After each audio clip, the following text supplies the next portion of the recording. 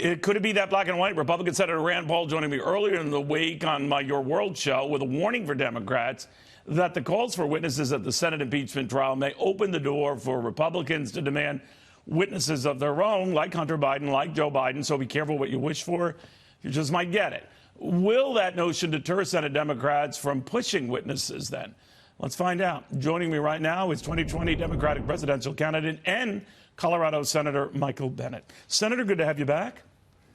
It's nice to be here, Neil. Thanks. How do you feel on this whole witness thing, especially if it could prolong this trial? It also means precious days you are not on the stump campaigning in Iowa and New Hampshire. How do you feel about that? Well, I think we have a constitutional duty to fulfill, so I'm not worried about getting taken off the campaign trail. And I think, it's really important for your viewers to know that President Trump has exercised what he calls this executive authority not to have any witnesses and not to allow any records at all to be put in front of the Congress. I mean, that's never happened before since the founding of the country. And I think it's imperative that the Senate have witnesses, that the Senate examine records, and I think it's an obligation of us as the representative of the people to do that on behalf of the American people. Do you have have this kind of... Go ahead.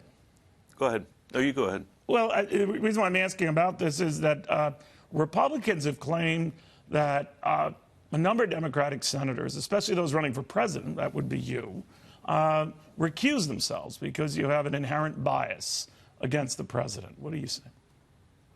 I think that anybody could accuse anyone else of having an inherent bias. What I would say is if they really want to have a fair trial so the American people can understand what has happened to our country over the last year, those same senators should be for having witnesses and having records. That's the best way we can assure that the American people can get to the bottom of the truth.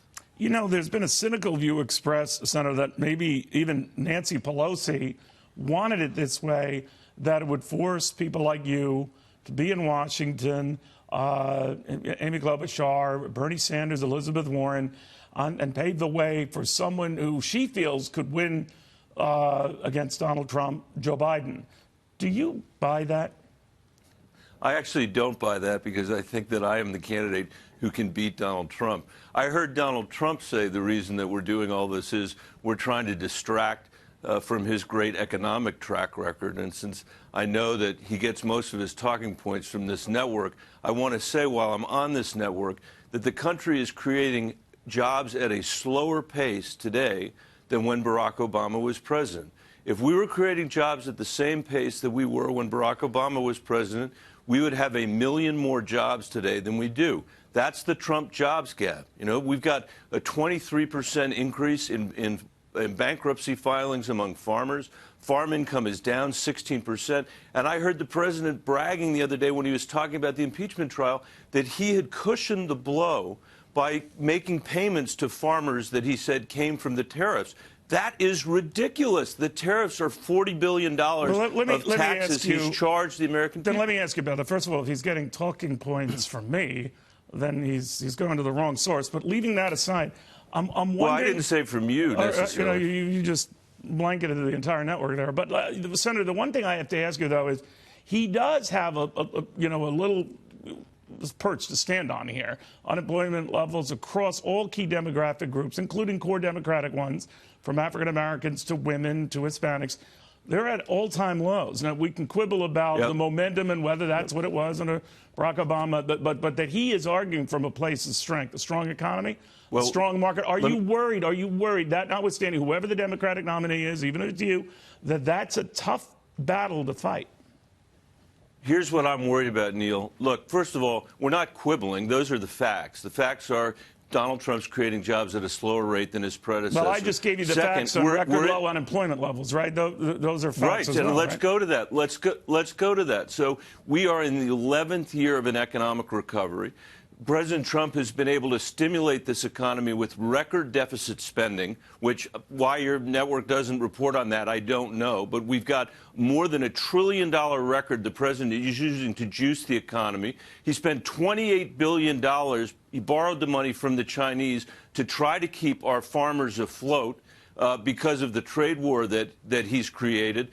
And by the way, that's more than twice the money that the Obama administration lost on the auto bailout. So my question is, who's the Bolshevik here? And I'm worried that we're coming toward the end of deficits were growing at a record rate under Barack Obama. We could argue what he inherited and how to deal with, but for any Democrat to point the finger about fiscal austerity and discipline, that's a little hypocritical. Let me do that. Let me do that because I'm the only one that won an award last year for my fiscal responsibility. When Barack Obama became president, he inherited a deficit of $1.2 trillion. When he left, the deficit was $600 billion or less.